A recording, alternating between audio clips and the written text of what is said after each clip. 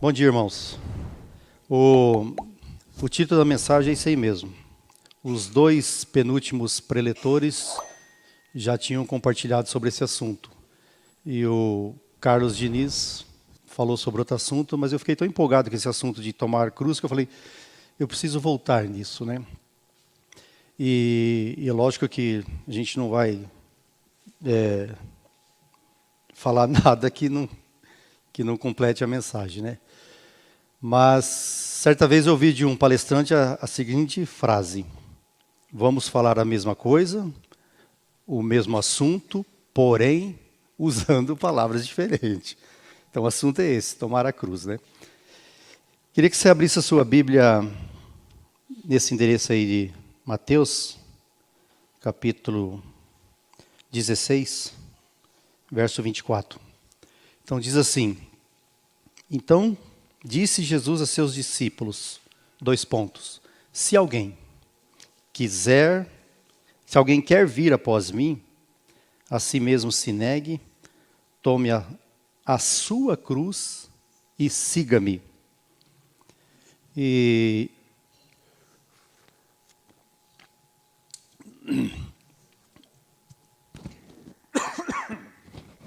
só fazer abrir um parênteses aqui. Um amado irmão aqui do nosso meio, acho que na última mutualidade, ele trouxe um assunto relevante. E o assunto que ele trouxe é sobre a expressão lá quando o céu fala para Paulo, a minha graça te basta. E nós ouvimos muito compartilhar sobre esse assunto, e muitos irmãos falando sobre esse assunto, e a gente já leu muito sobre esse assunto. Qual que é o contexto lá? E algo interessante que esse contexto, essa expressão, ela vem logo depois que Paulo fala que ele esteve no terceiro céu e ele viu coisas lá, maravilhosas, né? E ali ele fala que ele foi 1, 2, 3 vezes diante do Senhor por causa de um espinho na carne. E ele usa a expressão lá, o mensageiro de Satanás. E aí ele ouve do céu a expressão, a minha graça te basta. E eu fiquei pensando, falei, que será que Deus desceu no coração, segredou no coração de Paulo, que ele nunca mais falou sobre esse espinho na carne? O que será que foi? Então, que o Senhor possa falar para cada um de nós, que a graça dele nos basta, e nos revelar o que é essa graça para nós. E aí eu estava pensando, né? Nós temos o Betão aqui, o Piança, que nos últimos 30 dias aí ele passou por uma situação terrível, né? Veio lutando com o pai dele, e até chegou um momento que o Senhor recolheu o pai dele. E ele ainda continua com tribulação, porque a gente vê no grupo de oração aí, tem mais 2, 3 Piança lá, ele pedindo oração pelos família Piança. Agora, não sou eu, não é nenhum de vocês que vai chegar para o Betão e falar, Betão, vem cá. O Senhor mandou lhe dizer que a graça dele te basta. Isso para ele não vai bastar, isso não vai penetrar no coração dele. Mas quando o céu dizer para ele, Betão, a minha graça te basta, isso sim vai ser absorvido pelo coração dele. E aí eu queria falar alguma coisa, o que significa graça. Graça é o amor de Deus vindo para cumprir algo para o pecador caído. Isso é graça. O pecador que está perdido e o pecador que perece. Isso é graça que desce. Graça é o amor de Deus vindo para cumprir algo para o pecador caído, perdido e aquele pecador que perece. Graça também vem ao encontro das nossas necessidades. No Antigo Testamento está repleto de misericórdia. Poucas palavras sobre graça. Eu gosto muito de um irmão aqui do nosso meio que sempre nas nossas reuniões de oração, ele sempre fala assim, Senhor, nos visita, vem para nós com tua graça e misericórdia. E é isso que nós precisamos. que o céu revele para nós o que significa essa graça, para nos confortar e nos alegrar. Sem a misericórdia de Deus, não havia possibilidade de salvação. Se Deus não levasse em conta nossos pecados, já não seria bastante para nós? O que procede do amor de Deus é graça. A minha graça te basta. Isso confortou o coração de Paulo. Isso também deve confortar o nosso coração. O que procede do amor de Deus é graça. Deus não está satisfeito somente com misericórdia, mas Ele vem nos visitar com sua graça, que é o amor dEle. Quando Deus age, Ele faz em harmonia consigo mesmo. O amor de Deus não pode parar na misericórdia, eles têm que ir além, têm que nos visitar e nos conceder a sua graça. Seu amor deve estender-se até a graça. E o que é graça, afinal, para cada um de nós? O que ela representa para nós? E como nós tomamos isso de Deus como benefício para nós e como algo confiante para a gente prosseguir com Ele? É a grande obra de Deus realizada gratuitamente. Nós falamos de cruz, nós cantamos sobre a cruz. E as mensagens que nós estamos compartilhando é sobre cruz, obra de Deus. E foi essa obra de Deus com seu amor incondicional e ilimitado em favor do homem desamparado, indigno e pecador. É Deus trabalhando para o homem. Isso é graça. Achamos que para receber graça devemos ser mais santos e melhores hoje do que ontem. Se você acha que você deve ser mais santo amanhã ou hoje, começar hoje, só assim você vai receber a graça de Deus, cai fora desse pensamento. Graça é graça. Somente quando eu for um pecador desamparado, na mais baixa posição, poderei receber graça. Não é bem assim. Romanos capítulo 5, verso 20 diz assim: onde abundou o pecado. Como é que prossegue o versículo? Superabundou a graça. Então não vai pensar que a partir de hoje eu vou ser mais santo porque vou ser coberto pela graça, a graça vai ser multiplicada, triplicada na minha vida. Não é bem assim.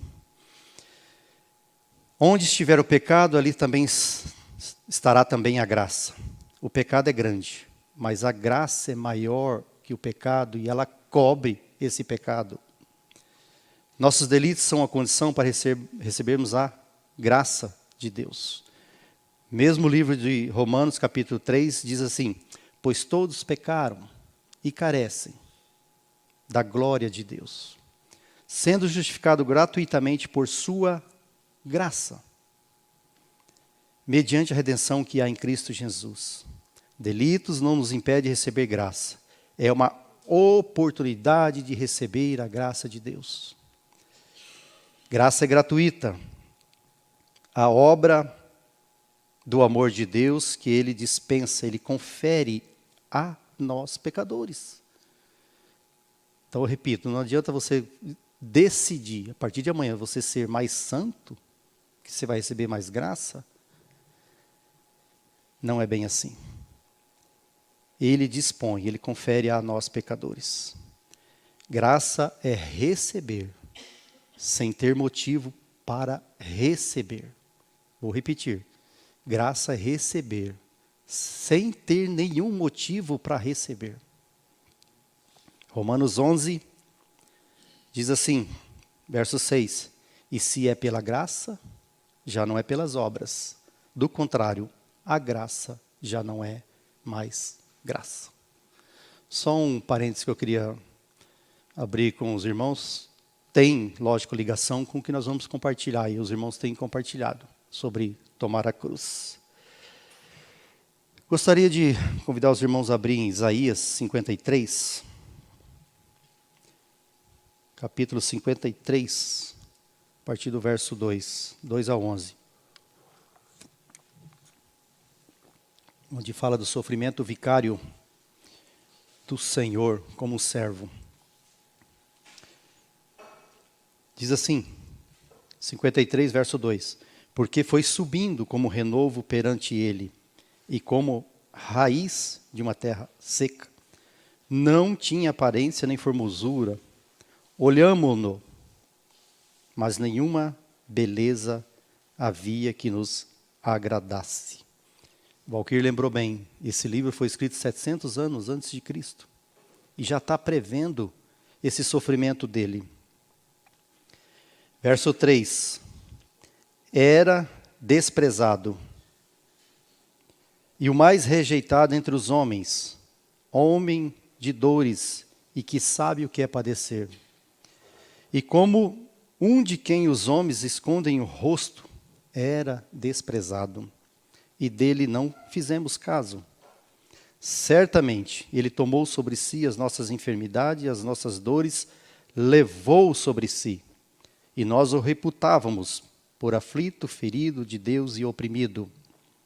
Mas ele foi traspassado pelas nossas transgressões e moído pelas nossas iniquidades. O castigo que nos traz a paz estava sobre ele, e pelas suas pisaduras fomos sarados. Todos nós andávamos desgarrados como ovelhas, cada um se desviava pelo caminho, mas o Senhor fez cair sobre ele a iniquidade de todos nós. Ele foi oprimido e humilhado, mas não abriu a sua boca. Como cordeiro foi levado ao matadouro, e como ovelha muda perante os seus tosqueadores, ele não abriu a sua boca. Por juízo opressor foi arrebatado, e de sua linhagem, quem dela cogitou? Porquanto foi cortado da terra dos viventes, por causa da transgressão do seu povo. Ele foi ferido. Designaram-lhe a sepultura com os perversos, mas com o rico esteve na sua morte. Posto que nunca fez injustiça, nem dolo algum se achou em sua boca. Todavia, ao Senhor agradou moê-lo, fazendo-o enfermar. Quando der ele a sua alma como oferta pelo pecado, verá sua posteridade, prolongará os seus dias, e a vontade do Senhor prosperará nas suas mãos. Ele verá o fruto do seu penoso trabalho de sua alma e ficará satisfeito.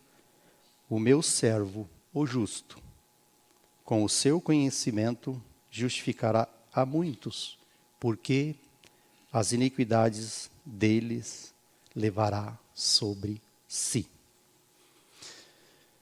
Tome a sua cruz e siga-me. O Senhor fez isso por nós. Desejo do coração do Pai. E Ele sujeitou a fazer isso por todos nós. Algum significado dessas palavras que eu acabei de ler em Isaías. Raiz de uma terra seca. As origens de Cristo não eram promissoras. Ele era desprezado, rejeitado, não pelo Pai, mas pelos homens. E foi isso que aconteceu quando ele esteve aqui. O Pai nunca o abandonou, mas os homens o rejeitavam, não ouviam. Ferido de Deus. É o que diz a palavra lá em Deuteronômio 21. Todo aquele que for pendurado no madeiro é maldito de Deus. Os espectadores pensavam que o sofrimento era merecimento, mas na verdade o sofrimento era por seu povo. Não foi isso que nós acabamos de ler? Sofrimentos vicários de Cristo, dado pelo Pai por causa do pecado do seu povo. Hebreus capítulo 2, verso 17. Diz assim: para ser misericordioso e fiel sumo sacerdote nas coisas referentes a Deus, para fazer propiciação pelos pecados do seu povo. Foi para o seu povo. Fomos sarados. Os sofrimentos de Cristo remove a pena que o seu povo teria que pagar. Ele desfez em nós os efeitos do pecado. Hoje nós somos livres da culpa do pecado por causa dessa obra. Foi para o seu povo que ele fez isso na cruz. A morte será anulada finalmente.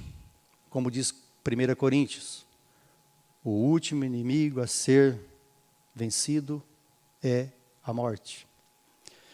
Todos nós, como diz Isaías, morreu por todos nós. 2 Coríntios capítulo 5, verso 15 diz, e ele morreu por todos, para os que vivem, não vivam mais para si mesmos, mas para aquele que por eles morreu e ressuscitou. Esse foi o preço que ele pagou na cruz. Não foi por si próprio, mas para o seu povo. Fez cair a culpa dos nossos pecados, foi transferido para Jesus como sacrifício em nosso lugar. 2 Coríntios 5, 21 diz, Deus o fez pecado por nós. A cruz do nosso Senhor foi para isso, para nos justificar, para nos incluir lá, para não haver necessidade de nenhum de nós ir para lá, e nem mesmo carregar cruz aqui. Cordeiro, uma ovelha, ele não abriu a sua boca, e não foi isso que aconteceu quando ele foi levado para o matadouro, para a cruz. Não abriu a sua boca, não argumentou, não falou, sou filho de Deus, eu sou o significado disso tudo. Não abriu a sua boca. Ele levou em silêncio o eterno propósito do Pai. Lucas capítulo 23, verso 33 diz assim, quando chegaram ao lugar chamado Calvário, ali o crucificaram, bem como os malfeitores, um à direita e outro à esquerda. Isaías, verso 10, diz assim, o Senhor agradou. O Senhor quem? O Pai. Agradou porque o Pai encontrou no Filho alguém desejoso de cumprir o eterno propósito do Pai. O Senhor agradou. Ele foi entregue por Deus, por desígnio, presciência de Deus, propósito de Deus, e o propósito é eterno. Atos, capítulo 2, verso 23, diz assim, sendo ele entregue pelo desígnio e presciência de Deus, vós o matastes, crucificando-o por mãos de iníquos. Senhor Jesus, quando eu comecei a meditar sobre esses versículos, fiquei pensando, que amor é esse? Que graça é esse? Que graça é essa aqui para nos alcançar? E veja aqui que não foi por justos, foi por cada um de nós, pecadores, falhos, com os nossos delitos diários. O Senhor nos ajude a compreender isso. O Senhor nos ajude a saber, e o Senhor segredar no nosso coração, o que significa a Tua graça nos basta. O Senhor nos visite no dia a dia, para nos revelar, nos segredar isso. Outro exemplo de pessoa que foi alcançada e tomou sobre si a cruz, Atos capítulo 2, verso 20, ou Atos capítulo 2, Atos 20, a partir do verso 17. Vou ler rapidão para os irmãos, só para pegar um contexto. Alguém que tomou a sua cruz, tomou o plano de Deus sobre si e não olhou para si mesmo. Paulo, capítulo 20, a partir do verso 17, diz assim, de Mileto, a Turquia hoje, na Ásia, mandou a Éfeso chamar os presbíteros da igreja. Aí Paulo está fazendo um relatório aqui. Quando se encontraram com ele, disse-lhes, vós bem sabeis como foi que me conduzi entre vós em todo o tempo, desde o primeiro dia em que entrei na Ásia. Verso 19, servindo ao Senhor, com toda a humildade, lágrimas e provações, que pelas ciladas dos judeus me sobrevieram. Tomou o encargo de Cristo sobre si. E ele continuou, não levou em consideração as suas perseguições, as suas cadeias, as suas provações. E olha que Paulo era um homem que era provado o tempo todo. Verso 20, diz assim, jamais deixando de vos anunciar coisa alguma proveitosa, e de vos ensinar publicamente também de casa em casa, e testificando tanto a judeus como a gregos o arrependimento para com Deus e a fé em nosso Senhor Jesus Cristo. e agora. Constrangido. Sabe o que significa constrangido? Comprimido, apertado no seu espírito. Constrangido em meu espírito, vou para Jerusalém, não sabendo o que ali me acontecerá, senão que o Espírito Santo de cidade em cidade me assegura. Sabe o que significa me assegura? Garante, está certificando. O Espírito está falando para ele, você vai para lá, mas você vai ser entregue nas mãos de homens. Está abonando, está sendo propício, está sentenciando, está prometendo. Isso que quer dizer eu me assegura. Senão que o Espírito Santo de cidade em cidade me assegura que me esperam cadeias e tribulações. Qual líder hoje religioso que você vê aí no mundo que vai falar que se o Espírito chegar assim para ele, você tem que ir lá na Rússia e na Ucrânia, você tem que ir lá pregar, falar do Senhor, salvar 1, 2, 10, uma dúzia de pessoas. Você tem que falar, e possivelmente você não vai voltar. Qual homem de Deus hoje que fala, não, eu vou? O Espírito está falando isso para Paulo. Agora eu sei que todos em cujo meio passei pregando o reino, não vereis mais o meu rosto. Ele está sabendo que o Espírito está garantindo para ele que ele vai lá para Jerusalém, ele vai ser preso, vai ser julgado, um monte de coisa vai acontecer com ele, e os irmãos aqui possivelmente não vão ver mais o meu rosto, é isso que ele está falando. E ele vai. Qual homem de Deus hoje é capaz de fazer isso? Por isso que eu falo, se o Senhor não segredar no coração de cada um de nós o que significa a minha graça te basta, e nós não tivermos convencidos o que realmente significa essa graça para cada um de nós, nenhum de nós vai seguir o Senhor. Outro exemplo disso de Paulo também está na segunda epístola dele, a Timóteo, no capítulo 4. Não vamos falar aqui agora, mas depois em casa vocês leem. Que terrível que é os finalmente de Paulo. Que terrível que é aquilo. Abandonado, totalmente abandonado. E ele fala lá, Demas abandonou, amando primeiro o presente século. O que Demas viu que largou o encargo como cooperador de Paulo e voltou para o mundo? Abandonou o ministério. Não tomou a cruz. Não tomou esse encargo do Senhor. Não teve essa visão do que é a cruz do Senhor. Abandonou o ministério. E aqui fala mais de dois personagens. Mais um só, como negativo. Alexandre o latoeiro, pretendendo ser mestre da lei, não compreendendo nada, fazia ousadas asseverações. Sabe que Alexandre, como um cooperador, marchou contra marcha ré do ministério de Paulo. Voltou de novo lá para a lei, pregando coisas da lei. Senhor Jesus, o que o Senhor nos ajude a compreender essas coisas. O que significou a obra dele na cruz para cada um de nós. Quem quiser vir após mim, renuncie a si mesmo. Tome a sua cruz e siga-me. E o siga-me significa ser desprendido de si mesmo. Vou fazer mais uma parte que não está no contexto, mas vou fazer, irmãos. Eu tinha falado para o Elcio, você me dá 30 minutos ou 60 minutos. Mas desprendido de si mesmo, um exemplo de alguém desprendido de si mesmo, que tomou o encargo do Pai. O Evangelho de Marcos, todos nós sabemos e estudamos, sabemos que Jesus ali ele é apresentado como um servo de Deus. Ele é um servo de Deus.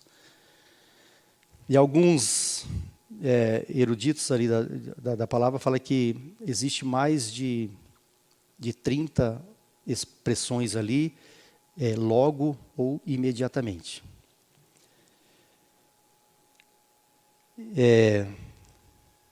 Um servo nunca pensa em si mesmo. Se você possui interesses próprios, não pode servir o Senhor. exemplo de versículo onde o Senhor estava à disposição do Pai, como um servo de Deus. Fala assim: o próprio Filho do Homem não veio para servir, mas para ser servido, mas para servir e dar a sua vida em resgate por muitos. Ele não veio para ser servido, mas para servir. E o irmão citou na última mensagem que os discípulos que estavam ali com o Senhor, num primeiro momento, eles não tinham esse coração de servir. Eles brigavam entre si e queriam saber entre si qual deles seria o maior, ou quem o Senhor colocaria como primazia de maior. E aí, quando o Senhor fala assim: você quer ser o primeiro? Sirva. Seja um servo. E servo, com uma palavra como escravo. E quem que é? Quem teria posição mais alta? Sentar um à direita, lembra daqueles dois discípulos?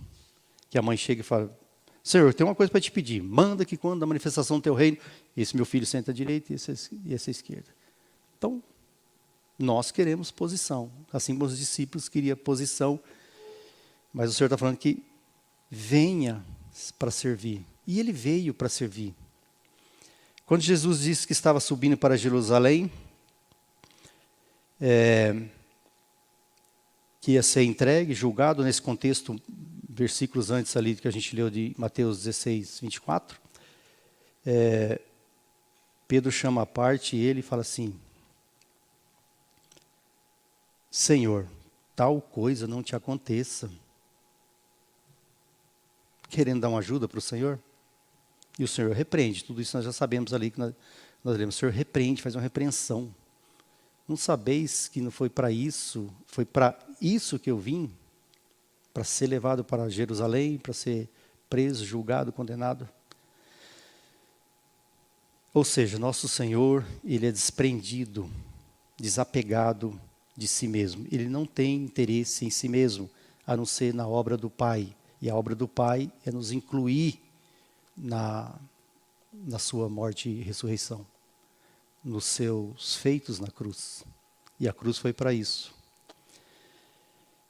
Tanto que ele é desprendido de si mesmo, não tem interesse em si mesmo, que Filipenses capítulo 2, nós já falamos muito sobre esse versículo, a partir do capítulo 2, verso 5. O Senhor não usou de prerrogativa de ser Deus. Ele não usou essa posição. Nós somos muito voltados para nós mesmos. E se nós tivéssemos essa prerrogativa, nós usaríamos. Vocês lembram da epístola de Tiago, aquele Tiago, meio-irmão do Senhor? Se é eu escrevendo isso humanamente, essa epístola, eu ia falar assim: eu, Antônio, irmão do nosso Senhor Jesus. Mas o que Tiago fala lá? Servo do nosso Senhor Jesus Cristo. Um escravo. Então, nós somos voltados para nós mesmos. Enquanto o Senhor é desinteressado de si mesmo, mas interessado e apegado, e o seu coração está na obra do Pai. Desígnio do Pai. E o Senhor fez isso por cada um de nós e pela a sua igreja. Outro exemplo disso é o jovem rico. Quando o Senhor falou para ele que ele tem que vender tudo, dar aos pobres, ele virou as costas e foi embora. Porque ele estava apegado nas suas riquezas. Não estava apegado no Senhor. E quando o Senhor faz essa proposta para ele, o contexto ele fala que ele foi tomado de excessiva tristeza. Vou largar tudo isso para seguir isso? Outro exemplo, aquele discípulo que se ofereceu para ir para o Senhor, mas ele falou assim para o Senhor: me dá um tempo para mim. Eu preciso sepultar meu pai. Meu pai acabou de morrer. Então nós somos apegados às nossas coisas, nós não renunciamos às nossas coisas. E o Evangelho de Marcos ainda mostra como Jesus como um servo de Deus. E ele, como servo de Deus, ele veio para fazer a obra de Deus. Ele nunca disse para o pai assim, quando o pai tinha algo para ele. Ele nunca disse para o pai assim, vamos deixar isso para amanhã? Ou estou cansado. Ou acho que não é o momento. Por isso que você encontra várias expressões ali, imediatamente. Logo. Marcos capítulo 1, verso 10 diz assim, logo, ao sair da água, viu os céus. Jesus está falando isso. Logo. Assim que ele saiu da água após o batismo, ele não esperou nada, mas logo. Viu os céus rasgaram-se e o Espírito descendo como pomba. Verso 12. E logo o Espírito o impeliu para o deserto para ser tentado. Então ele, como um servo de Deus, o Pai, ele estava à disposição do Pai o tempo todo. Verso 21 de Marcos capítulo 1. Depois entraram em Cafarnaum e logo no sábado foi ele ensinar na sinagoga. Marcos capítulo 5, verso 36. Mas Jesus imediatamente disse ao chefe da sinagoga, não temas, crê somente. Capítulo 6, verso 50. Pois todos ficaram aterrados à vista dele, mas logo lhes falou e disse, tende bom ânimo, sou eu, não temais. Então nosso Senhor estava sempre à disposição do Pai. Todo momento que o Pai o chamava, ele não deixava para amanhã. Ele não argumentava. Ele tomava sobre si o desígnio do Pai. Irmãos, essa semana eu ouvi um amado irmão do século passado chamado A.W. Pink. Era um professor bíblico inglês. Nasceu em 1856 e morreu em 1952. E ele era professor dessa teologia reformada. Calvinista, depois teologia reformada. E ele fez um pequeno artigo sobre esse assunto de tomar a cruz. E eu queria compartilhar com os irmãos, tá? Isso aqui é dele, desse A.W. Pink. Quando fala Mateus 16, 24, se alguém quiser vir após mim, renuncie, negue-se a si mesmo, tome a sua cruz. E quando fala quiser, isso não é impositivo, é decisão. Nós devemos tomar essa decisão, isso está à nossa escolha. Nós queremos, quem quiser, isso significa desejar, determinar-se a seguir.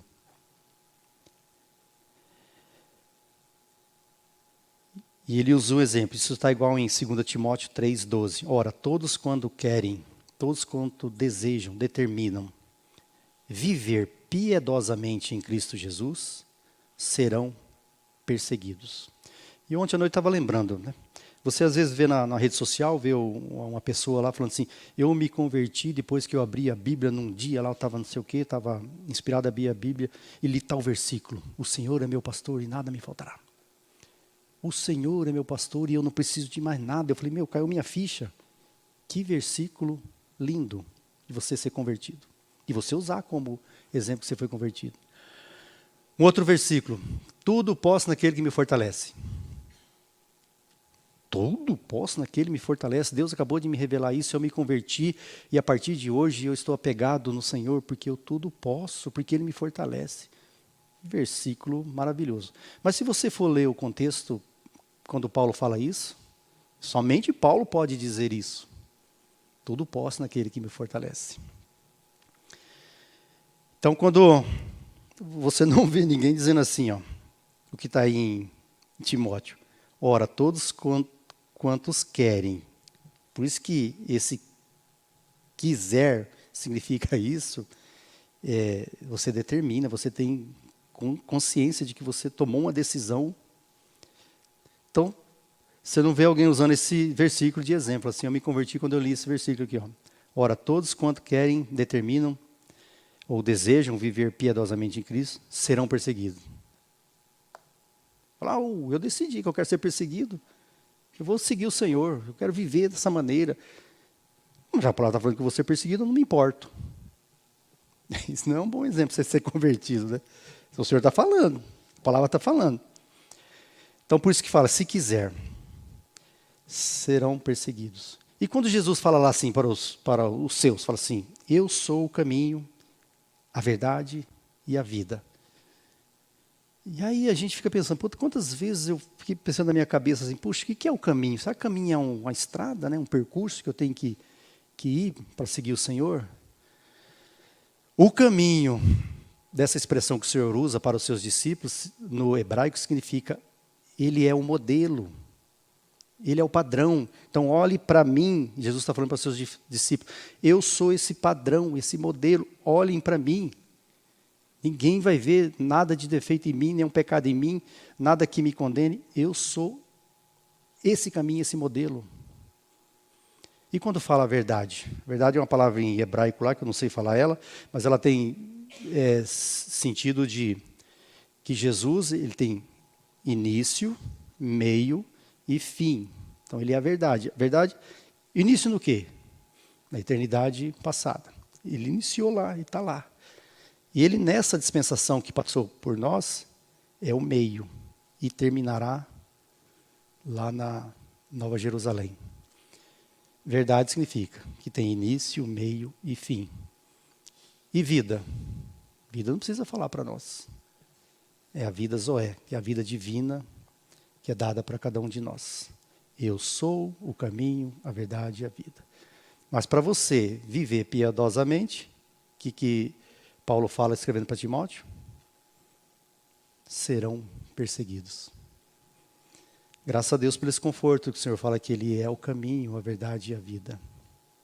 Lucas 14, verso 27, diz assim, e qualquer que não tomar a sua cruz e vier após mim, não pode ser meu discípulo. E o irmão deixou bem claro, os dois últimos preletores, deixou bem claro que cruz não é o seu cônjuge, cruz não é o teu emprego, cruz não é essas coisas que a gente acha, né? Se alguém quiser vir após mim, renuncie o seu ego, renuncie a si mesmo e siga-me. A vida cristã é muito mais do que um sistema de verdades ou conduta de ordenanças. A vida cristã é essencialmente uma pessoa e a obra dessa pessoa. Comunhão e primazia com Cristo. Essa é a vida cristã que o Senhor deseja para cada um de nós. Ontem à noite ali no estudo, eu estava de longe ali, estava olhando a Bíblia do Elcio. A Bíblia do Elcio toda frisada, cheia de anotações. A minha também é assim, mas a dele é muito mais do que a minha. Tudo arriscada lá no Velho Testamento. E eu fiquei pensando, falei, puxa, que dedicação, né? Que amor ao Senhor. E aí eu fiquei pensando, falei, se alguém roubar essa Bíblia, sequestrar essa Bíblia, esse exemplar da Bíblia do Elcio e a Dineia, e no outro dia o sequestrador falou assim, qual você prefere ter de volta?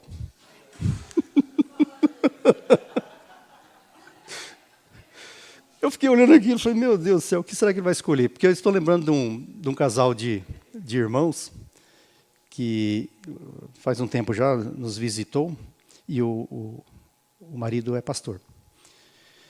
E, numa certa altura da conversa, a mulher disse assim, Antônio, você pode perguntar para o meu marido se ele ama mais o Senhor do que a mim.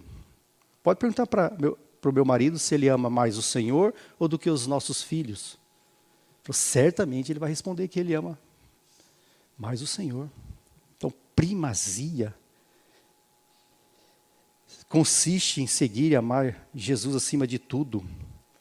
Lá em Apocalipse 14, João olha e fala assim, estes são os que seguem o Cordeiro para onde quer que ele vá. Primazia, seguidores do Cordeiro, porque são castos, são os que foram redimidos, primícias para Deus e para o Cordeiro.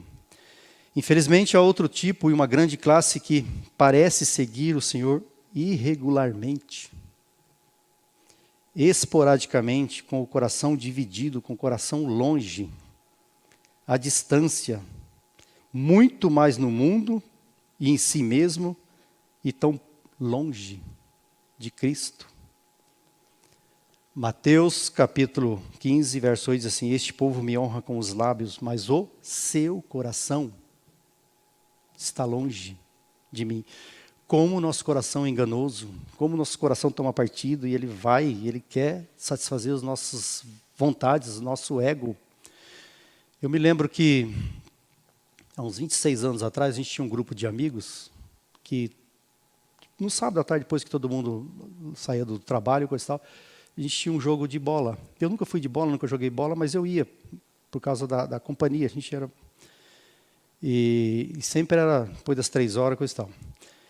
E nesse grupo de amigos nós tínhamos um cara mais muito querido, muito estimado, todo mundo adorava ele, era um cara fantástico.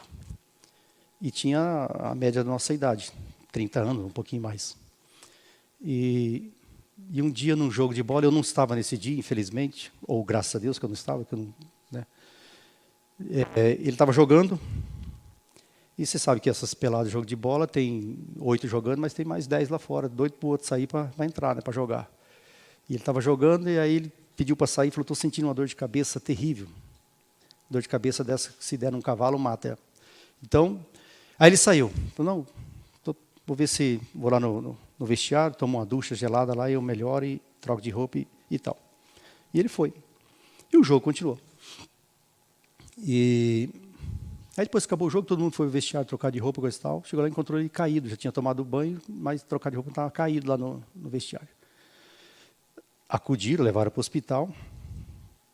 No outro dia foi o velório dele. Deu um esquema nele.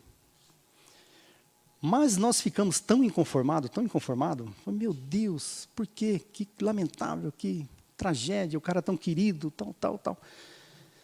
E ali na capela mortuária, a gente estava lá fora na calçada, ali cheio de gente, todo mundo vinha para ver se realmente se o cara tinha morrido, ninguém acreditava. Puxa, o cara era muito querido. E aí, a gente estava ali fora na calçada, e lamentando e conversando, de repente apontou um outro cara lá também, que era do nosso meio assim, não era muito querido, era um tranqueira. E aí alguém comentou assim, falou, puxa, como é que Deus foi injusto, por que não levou aquele tranqueira? E o tranqueira chegou, a gente conversou um pouco, ele lamentou, foi lá ver o morto, voltou, foi embora. E olha como é que o nosso coração é. Nosso coração decide, é egoísta, quer botar coisas na frente. Nosso coração tinha primazia no cara, não a vontade de Deus. Senhor, nos livre dessas coisas, né? Irmãos, isso faz 26 anos, o tranqueira está vivo até hoje. O Senhor não levou o tranqueira. Então, olha como é que funciona. Nós temos dificuldade em seguir a Cristo, pois há muitos obstáculos no caminho. Se alguém quiser vir após mim, está em primeiro lugar. Decisão, nós temos que tomar essa decisão. Se alguém quiser vir após mim, renuncia a si mesmo. Segundo lugar, segunda opção que a palavra nos dá. Tome a sua cruz. Mate esse ego que está em você, esse egoísmo. E por último, siga-me. Então, até nisso, Deus tem cuidado de pôr em ordem as coisas dele. Se alguém, opcional, renuncie, depois que você tomou essa decisão, renuncie, segundo lugar. E em terceiro lugar, siga-me. Olha a ordem divina, como até nisso nos ajuda. Por isso são tão poucos cristãos que professos cristãos, que estão seguindo de perto, consistente. O primeiro passo para seguir Cristo, diário a Cristo, é a negação, a renúncia de si mesmo. Desistir de coisas que gostamos. O que é desistir de coisas que gostamos? Não é cinema, não é filme, não é jogo de futebol, não é Fórmula 1, não. Não é essas coisas. Não é isso que é a nossa cruz. O Senhor nos livre dessas. Porque se você fizer isso, você vai falar assim, Senhor, eu desisti de ir num jogo de futebol. Eu mereço uma chance. Eu mereço algum crédito por causa disso, que eu abri mão de cinema, abri mão de coisas por causa de si. Isso automaticamente vai nos levar ao nosso ego novamente. Primeiro passo para segui-lo é a negação do próprio eu. Não algumas coisas que são agradáveis ao eu. Significa abandonar a sua justiça própria. Significa recusar-se a descansar em minha própria sabedoria. Às vezes eu falo, poxa, eu não preciso dessas coisas. Significa deixar de insistir em seus próprios direitos. Significa repudiar o próprio eu. Significa deixar de considerar os nossos próprios confortos, a nossa própria vontade, o nosso próprio prazer, nossos próprios benefícios. Eu estou só transmitindo um texto desse irmão A.W. Pink. E ele cita outro exemplo, Gálatas capítulo 2, Paulo diz assim, vivo, vírgula, não mais eu, mas Cristo vive em mim. Para mim, o viver é obedecer a Cristo, é isso que Paulo está falando. Servir a Cristo, honrar a Cristo e gastar-me por Ele, esse era o encargo de Paulo. Ou seja, o velho Paulo saiu de cena, o que tinha habitado nele a pessoa de Jesus Cristo. Renunciar-se a si mesmo, deixar o eu ser repudiado, ser finalizado. Por isso que fala, quem quiser vir após mim, renuncie a si mesmo. Romanos capítulo 12, verso 1 diz assim, apresentei os vossos corpos em sacrifício vivo, santo e agradável a Deus. Viver a vida cristã é mais do que um luxo passivo, é um sério empreendimento. É uma vida disciplinada em sacrifício. A vida de discipulado começa com autorrenúncia e continua por meio da automortificação. O velho eu e nós tem que morrer, tem que sair de cena. Se alguém quiser vir após mim, renuncie, tome a sua cruz e siga-me.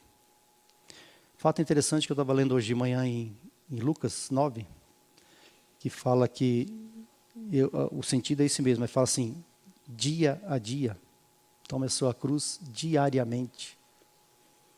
Não que você vai ter uma cruz todo dia, mas esse encargo da cruz de Cristo, a obra de Cristo tem que estar sujeita a ela. Assim como é verdadeiro que a única coisa que levou Jesus até o trono do Pai foi por meio da cruz. Assim também o único caminho de vida, de comunhão com Deus e coroa final para o cristão é através da cruz, diariamente. Mas quando tomado a cruz em nossas vidas diárias, isso nos leva para uma coroa final. Exemplo negativo, quando Pedro chama o Senhor à parte e diz, isso de modo algum te acontecerá. O que estava prevalecendo aqui? O ego no coração de Pedro. Não somente Jesus diz ir para Jerusalém ser morto, mas todos os que vêm após ele devem tomar sobre si a sua cruz e ir também para Jerusalém e ser morto. Encargo do Senhor. O irmão segue dizendo, Cristo nos deixou um exemplo para que sigamos os seus passos. A obediência de Cristo deve ser a obediência do cristão, voluntária, quem quiser. Não obrigatória, deve ser contínua, fiel, sem qualquer reserva até a morte. A cruz, então, significa obedecer. Consagração, rendição, uma vida colocada à disposição de Deus. E qualquer que não levar a sua cruz e não vier após mim, não pode ser meu discípulo. Olha quando você ouve isso. Tem que largar tudo, você sair de cena e seguir o Senhor. Cristo veio aqui e não agradou a si mesmo, mas ele prosseguiu fazendo o bem. E ele não veio para ser servido, mas para servir. E assim devemos fazer também. A cruz significa, primeiro, a reprovação do mundo, contrariar o mundo, e o mundo vai levantar sua ira contra nós. Não é isso que tem acontecido com cada um de nós? Quando nós decidimos seguir ao Senhor, honrar ao Senhor. Você acha que as perseguições não têm vindo na sua vida? Tem vindo na vida de cada um de nós. Por quê? Você está contrariando o mundo. Você está indo contra o mundo. E a ira do mundo certamente virá contra nós. Porque nós fomos separados para Ele. E caminhamos para um plano diferente. Uma vida consagrada a Deus, devoção a Ele. Cruz significa sacrifício, vicário e sofrimento. Isso significa cruz. Abandona o nosso velho eu, nosso ego. Isso é sacrifício, irmãos. Bate de frente contra o mundo hoje, para você ver. 1 João, capítulo 3, verso 16. Conhecemos o amor nisso, que Ele deu sua vida por nós e nós devemos dar a vida. Essa é a lógica do Calvário. Nós somos chamados à comunhão com Cristo. Nossa vida deve ser vivida pelo mesmo princípio pelos quais Ele viveu. Obediência a Deus. Ele morreu para que pudéssemos ter vida. Mateus 16, verso 25. Quem quiser salvar a sua vida, perdê-la-á. E quem perder a vida por minha causa, achá-la-á. E o irmão discorre sobre isso aqui. Irmão, lembra bem que essas palavras do Senhor está dizendo para cristãos, não é para o mundo aí afora. Quem quiser salvar a sua vida, perdê-la. Mas quem perder a sua vida por minha causa, achá-la. Ele não perde tempo falando isso para o mundo, porque o mundo não vai nem entrar no ouvido e sair no outro. Não vai reter isso. Todo cristão tem vivido uma vida egocêntrica, pensando no seu próprio conforto, na sua própria paz de espírito, seu próprio bem-estar, vantagens e benefício. Esta vida está sendo perdida para sempre quando você coloca seu coração nessas coisas. Por isso que fala, quem vai achá-la se perder essa vida? Madeira, feno e palha, virará tudo fumaça. Um exemplo que o irmão usa nesse texto dele. Mas quem perder sua vida por amor a mim, achá-la-á. Ou seja, abriu mão de si mesmo. Aplicou sua vida gastando serviço aos outros por amor a Cristo, propagando a verdade. Achá-la-á, encontrará. Esse é o sentido do texto. Mas quem constituiu com materiais imperecíveis, sobreviverá ao teste de fogo. Ele encontra vida. Material imperecível. Cristo morreu por nós para que pudéssemos viver, e nós temos que morrer para que possamos viver. Quem quiser perder a sua vida por amor de mim, achá-la-á. E achá-la-á para quê? O irmão coloca aqui no texto. Achá-la-á para quê? Quando você perde a sua vida da alma, do seu ego, das suas coisas. Achá-la-á para quê? João 20, a palavra diz assim, assim como o Pai me enviou, eu vos envio a vós. Achá-la-á para quê? Para glorificar o Pai. Essa deve ser a nossa incumbência, esse deve ser o nosso desejo, porque nós fomos alcançados pela graça. Fomos alcançados por essa cruz tomada pelo nosso Senhor. E nós devemos glorificar o Pai. E nós devemos expressar o amor de Deus para com o mundo e as pessoas. As pessoas estão desanimadas no mundo e falam assim, Jesus te ama. Dependente do que você faça, Jesus te ama. Tentar botar isso, e foi para isso que o Senhor nos salvou, e Ele quer isso de cada um de nós. Achá-la-á para quê? Para manifestar a graça, para chorar por Jerusalém, para chorar por essa nação. Achá-la-á para ter compaixão do ignorante, para os que estão fora do caminho. Cristo era todo comprometido com esse desígnio do Pai, a ponto de sua família dizer, em certo momento, quando ele tomou essa decisão de que ele ia estar à disposição do Pai, que a família chegou uma hora, foram procurar ele e falou, ele está fora de si. E é isso que Deus quer ver em cada um de nós, tomar essa posição, abandonar o velho mundo. E por que nós não fazemos isso?